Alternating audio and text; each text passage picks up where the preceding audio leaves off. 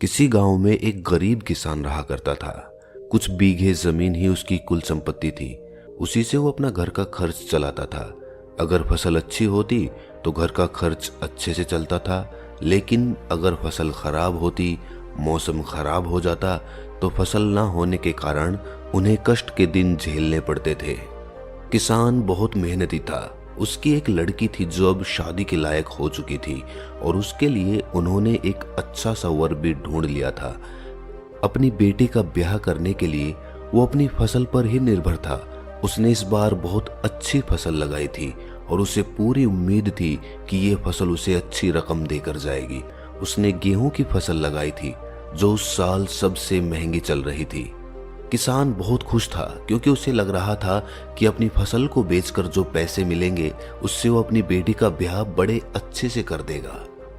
ब्याह का दिन नजदीक आ रहा था और उधर फसल पक चुकी थी। किसान ने अगले दिन से ही फसल की कटाई का काम शुरू करने का सोचा।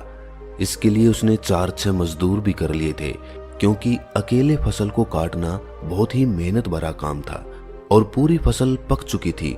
अगर अब उसे काटने में देरी की जाती तो फसल को खराब होने का खतरा था। इसीलिए उसने कुछ मजदूर मजदूरी पर अपने साथ रख लिए थे। रात को किसान ये सोचकर सोया था कि अगले दिन से ही मैं फसल की कटाई का काम शुरू कर दूंगा, लेकिन होने को कुछ और ही मंजूर था। रात को अचानक आसमान में काले बादल घिर गए, बिजली चमकने लगी और कुछ ही देर में वहां पर वर्षा शुरू हो गई।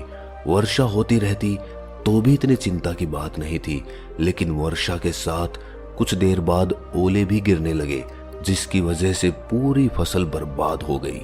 अब किसान की सारी उम्मीद टूट चुकी थी और साथ ही टूट चुका था उसका बेटे का ब्याह, क्योंकि अब उसके पास दहेज देने के लिए बिल्कुल भी धन नहीं था।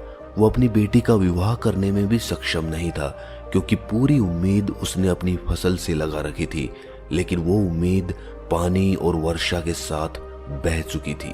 ये तकलीफ उस किसान की बेटी सहन नहीं कर सकी और एक दिन उसने आत्महत्या कर ली। समय ने ऐसी करवट ली कि एक वर्षा ने, एक बारिश ने उस किसान की पूरी जिंदगी बर्बाद कर दी। वो इस बारिश के कारण अपनी बेटी को खो चुका था। दुख और तकलीफ में वो भगवान को कोसने लगा। वो चिल्लाए जा रहा था और कह रहा था कि सबके पीछे उसका हाथ है। अगर वो भगवान उस रात बारिश नहीं कराता तो मेरी बेटी आज जिंदा होती, उसका ब्याह हो जाता। लेकिन वो भगवान, वो अन्न का देवता, ये चाहता ही नहीं था कि मेरी बेटी जिंदा रहे। उसे पता ही नहीं है कि दुनिया कैसे चलानी चाहिए, और ये कह कहकर वो भगवान को गाली दिए जा रहा था। उस आदमी की चीख पुकार उसके अंतर्मन से निकल रही थी और उसके अंतर्मन की आवाज सुनकर अचानक आसमान में भविष्यवाणी होती है कि तुम ऊपर वाले को क्यों कोस रहे हो। वो जो भी करते हैं अच्छा करते हैं, लोगों की भलाई के लिए करते हैं। भले ही तुम उस चीज को नहीं देख पा रहे, लेकिन तुम एक दिन जरूर समझ जाओगे कि जो होता है वो अच्छे के लिए होता है। ये सुनकर वो किसान और ज्यादा आग बबूला हो जाता है। वो अन्न के देवता को दुत्कारता हुआ कहता है कि अगर वो उस रात बारिश नहीं करते तो सब कुछ अच्छा चल रहा होता, लेकिन उस बारिश के कारण क्या अच्छा हुआ, किसका अच्छा हुआ? सभी किसानों की फसल बर्बाद हो गई और तुम कहते हो कि जो होता है अच्छे के लिए होता है। दुनिया कैसे चलाई जाती है वो मैं तुम्हें बता सकता हूँ। तुम भगवान हो, अन्न के देवता हो, लेकिन तुम्हें नहीं पता कि दुनिया कैसे चलानी चाहिए। अगर तुम मेरे नजरिए से दुनिया चलाते तो इस दुनिया में कोई भी दुख में नहीं होता, कोई भी तकलीफ में नहीं होता। ये सुनकर आसमान में से एक और भविष्यवाणी होती है। इस बार भविष्यवाणी में कहा गया था कि प्रकृति की सारी ताकत, देवताओं की सारी ताकत तुम्हें सौंपी जाती है। अब तुम अपने हिसाब से दुनिया चलाओगे और देखते हैं कि तुम्हारे हिसाब से चलाई हुई दुनिया में कितने लोग खुश रहते हैं। और इसी के साथ उस किसान के पास सारी ताकत आ चुकी थी। अब वो अपने तरीके से प्रकृति को काबू कर सकता था। जब चाहता तब बारिश करा सकता था, जब चाहता तब धूप निकाल सकता था या हवा चला सकता था। अब सब कुछ उसके हाथ में था, उसके काबू में था। चूंकि वो आदमी किसान था, इसीलिए उसने सोचा कि सबसे पहले मैं किसानों को ही खुश करना शुरू करता हूँ। उसने अच्छी फसल तैयार करने के लिए उसको उतना ही पानी दिया, उतनी ही बारिश कराई जितनी की उन पौधों को जरूरत होती थी। इसके बाद उनके ऊपर उतनी ही धूप डाली जितनी कि उन पौधों को अच्छे से विकसित होने के लिए चाहिए होती थी। मतलब कि उसने हर वो अनुकूल पर्यावरण तैयार किया जिसकी एक फसल को अच्छे से विकसित होने के लिए जरूरत होती थी। अब सभी किसानों के खेत अच्छे से लहरा रहे थे। दूर से देखने पर ही पता चल जाता था कि फसल अच्छे से तैयार हो रही है। पूरे गांव में खुशी का माहौल था। सभी किसान खुश थे क्योंकि सभी को लग रहा था कि इस बार परमपिता परमेश्वर ने उन पर कृपा की है और इस बार फसल बहुत अच्छी होने वाली है। सभी किसान उस परमपिता परमेश्वर, उस अन्न देवता का धन्यवाद करते हुए अपनी फसलों की कटाई शुरू कर देते हैं। फसल कट चुकी थी, लेकिन जब उसमें से दाने निकालने की बात आती है, गेहूं को बाहर निकालने की बात आती है, तो पता चलता है कि उस फसल के अंदर गेहूं के दाने थे ही नहीं। दूर से देखने पर तो ऐसा लगता था कि गेहूं बहुत अच्छे से तैयार हो रहे हैं, लेकिन गेहूं के पौधे के पकने के बाद जब उसमें से दाने निकालने की बारी आई तो उसमें से दाने निकले ही नहीं। वो गेहूं थोथे थे, वो सिर्फ बाहर से अच्छे दिखते थे, लेकिन अंदर उसमें कोई भी बीज नहीं था। इस घटना ने सभी को आश्चर्य में डाल दिया और साथ ही वो किसान भी आश्चर्य में पड़ गया जिसके पास प्रकृति को काबू करने की वो ताकत थी, क्योंकि उसी ने अपनी ताकत का प्रयोग करते हुए वो फसल अपने तरीके से तैयार की थी।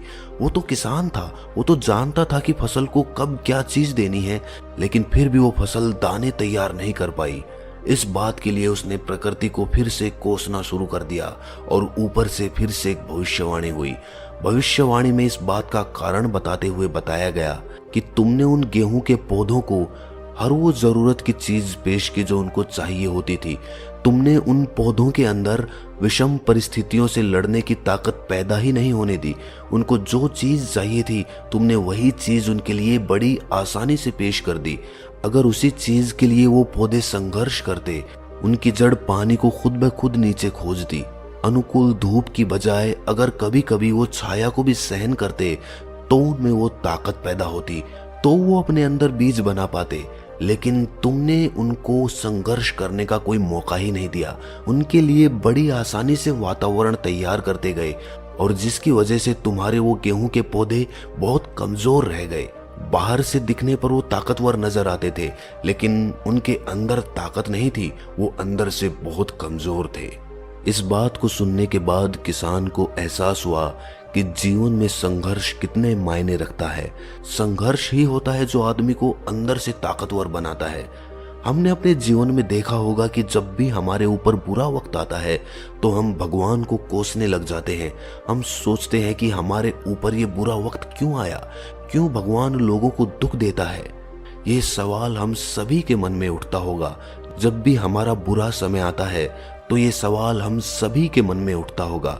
लेकिन हर बात को सोचने के और समझने के दो नजरिए होते हैं, एक सकारात्मक नजरिया और दूसरा होता है नकारात्मक नजरिया। हम हमेशा नकारात्मक नजरिया अपनाते हैं।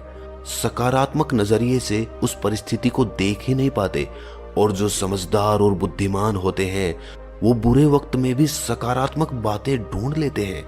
बुरा वक्त जिंदगी के बारे में जो पाठ हमें सिखाकर जाता है वो अच्छा वक्त हमें कभी भी नहीं सिखा सकता है, कभी सिखा भी नहीं पाएगा, क्योंकि अच्छे वक्त में तो पूरी प्रकृति, पूरी दुनिया, सभी लोग आपके साथ होते हैं, आपके हिसाब से चल रहे होते हैं। लेकिन जब वक्त बुरा चलता है तभी हमें दुनिया की फितरत पता चलती है। तब हमें पता चलता है कि कौन अपना है, कौन पराया है, कौन दिखावा कर रहा था और कौन असलियत में हमारा सुख चाहता है, हमारा भला चाहता है। ये बातें आपको बुरे वक्त में ही पता चलेंगी। और इसके साथ साथ बुरे वक्त को सहन करते करते, उसको जीते जीते हम अंदर से इतने मजबूत बन जाते हैं कि कितनी भी विषम परिस्थिति हमारे मन को नहीं हरा सकती। लेकिन जो लोग सिर्फ अच्छे समय में जिए हैं, उनके पास अगर थोड़ी सी भी परेशानी आती है तो उसको झेल नहीं पाते हैं, वो बहुत दुखी हो जाते हैं।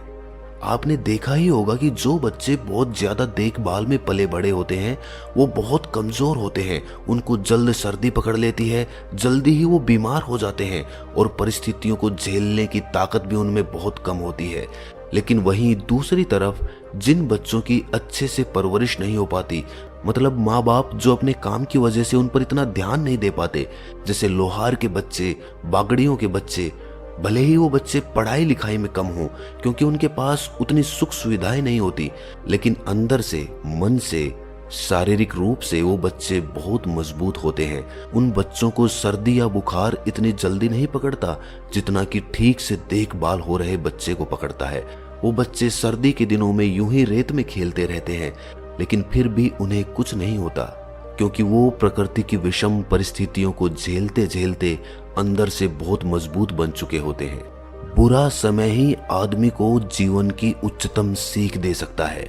बुरे समय में ही आदमी अपने आप को अच्छे समय के लिए तैयार कर सकता है, अपनी मनोस्थिति को मजबूत कर सकता है। और हमारे पास कोई दूसरा विकल्प भी नहीं है, क्योंकि अगर वक्त बुरा चल रहा है तो हम हमेशा ये रोना लेकर तो नहीं बैठ सकते कि मेरा समय खराब चल रहा है, उससे कुछ बदलने वाला नहीं है। लेकिन अगर हम उस समय के प्रति सकारात्मक नजरिया रखेंगे तो हम बुरे समय में भी दुखी नहीं रहेंगे, हम उस समय से भी सीख लेंगे। हमारा सकारात्मक नजरिया हमें हमारे बुरे समय से तो बाहर निकालेगा ही, लेकिन साथ ही साथ वो हमारे बुरे समय से हमें ऐसी ऐसी सीख दिलाएगा जो हम अपने जीवन भर नहीं भूलेंगे। अच्छे समय में तो सभी लोग खुश रह सकते हैं, लेकिन बहादुर और वीर वही है जो बुरे समय में भी खुश रहना सीखे। माना अपनी जेब से फकीर हैं, फिर भी यारों दिल के हम अमीर हैं। ये बात वही लोग कह सकते हैं, वही लोग अपना सकते हैं जो अपने बुरे समय के प्रति सकारात्मक नजरिया रखते हैं। असलियत में बुरा समय या अच्छा समय कुछ होता नहीं है, वो सिर्फ हमारे मन का एक जाल होता है, एक भ्रमजाल होता है। परिस्थितियां जीवन में हमेशा बदलती रहती है क्योंकि जीवन चलते रहने का ही नाम है। ठहर जाने का नाम जीवन नहीं है, वो तो मृत्यु है। और जब तक मृत्यु नहीं आती तब तक जीवन यूं ही चलता रहेगा और परिस्थितियां यूं ही बदलती रहेंगी। आज आपका समय अच्छा चल रहा है तो कल समय बुरा भी आएगा, आज बुरा चल रहा है तो कल अच्छा भी आएगा। इसीलिए इस बात को समझकर अपनी गांठ बांध लो कि बुरे समय में रोना नहीं है, दूसरों से शिकायत नहीं करनी है, भगवान को नहीं कोसना है, अपने आप को मजबूत बनाना है, अपने आप के लिए कुछ ना कुछ अच्छा निकालना है अपने बुरे वक्त में से भी, जो हमारे जीवन भर काम आ सके। अपने नजरिए को सकारात्मक बनाना है, अपना नजरिया बदलना है। असलियत में हम दूसरों को देखकर ये सोचते हैं कि हमारा समय बुरा चल रहा है। अगर आपके आसपास सभी एक ही परिस्थिति में हो, सभी के साथ एक जैसी घटनाएं घट रही हों, तो आपको दुख नहीं होगा, आपको लगेगा कि दुनिया ऐसे ही चलती है। लेकिन जब आप अपने आसपास देखते हो कि आपका पड़ोसी या आपका रिश्तेदार इतने अच्छे समय में चल रहा है, इतना अच्छा जीवन जी रहा है, तब आपको अपना जीवन बेकार लगने लगता है। तब आपको लगता है कि मेरा बुरा वक्त चल रहा है, बाकी पूरी दुनिया मजे में है। आप बाहर की दुनिया को देखकर खुद को दुखी महसूस करते हैं। दूसरों से तुलना आपको हमेशा दुखी देगी।